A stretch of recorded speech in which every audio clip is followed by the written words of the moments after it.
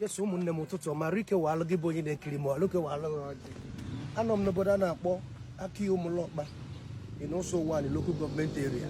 O nwere ife nchọ igosi gị. Achọrọ m igosi gị mmiri dịgolo ọkụ for years. Mmiri a dị ọkụ steady. Ọ da-ajụ oyi. Mmiri a dị n'Ụmụlọkpa bịa ka ngosi gị. Dị mmiri a dị katago ọkụ. Ọ da-ajụ oyi ajụ. Ịnepụ anya na mgbada ị ga-afọ ebe anwụrụ na-apụ. Mmiri a dịgo ọkụ for years na-abịa nso.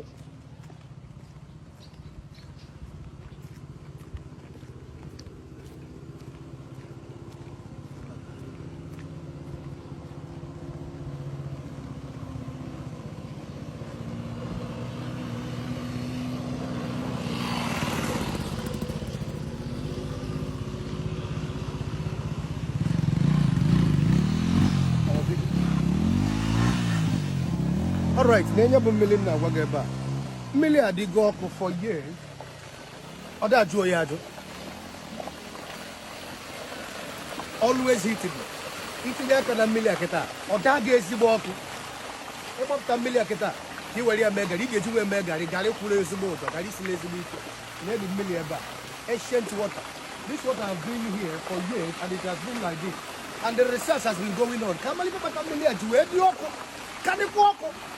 Mommy, o nwere chọkwa ka jụọ gị gbasara mmiri a. Mmiri a dịgo ọkụ dịgo ọkụ. Nwere ihe ịmara about mmiri a n'ọkụ ọ dị ma ihe niile. Kọwala anyị ka anyị nụ. Yes, good morning, ma. Man. Ese ka ibe mmiri ọjị dị ọkụ.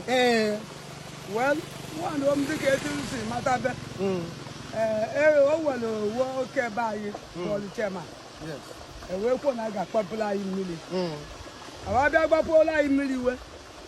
Anyị amarọ na Chineke nna pụrụ anyị n'anya wee wetara ọ na-abụziere na-abụ mmiri ọkụ ka agbapụ mana ọkwa ka agbapụla anyị mmiri jiri oyi ọ na-abụzi mmiri ọkụ na-abịa mana ka m si wee bụ mmiri ọkụ a na-agwọ ọrịa dị n'iche n'iche. Yes.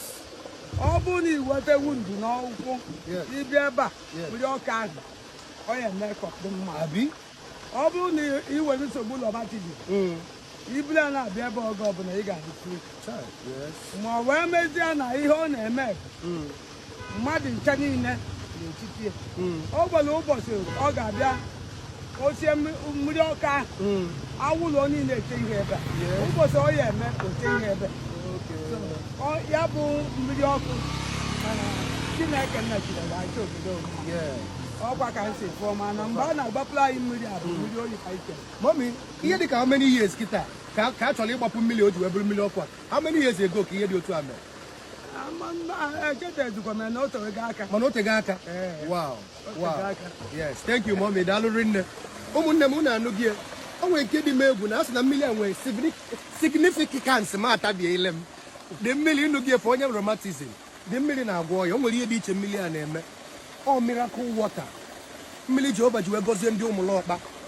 It's not just na a na-echu like this. O nwere ihe dị iche. Fe onye na-enwe arụ mgbu, fe onye na-enwe pain, ị nwere ọya a na-ekwere agwọ. Bịagodo na mmiri achọrọ ka ị gbaa from afar. Si na ị chọrọ ịbịa Ụmụlọkpa ebe a mmiri ọkụ adị, bịa ka igodo onwe gị na mmiri ọkụ a. Kwọtagodo mmiri ọkụ a, welụ galọn gbalịa na abịa gị. Ṅụbịa etu esi aṅụ olive oil, etu esi aṅụ holy water. Na-edi holy water ebe a pure. Ka agbapụọ mmiri oyi agbapụọ mmiri ọkụ. Ụmụnne m ọ ga-adịkwalụ na ya na mma. Afọ nka bụ Nnụnụ Chukwu. Daalụnụ.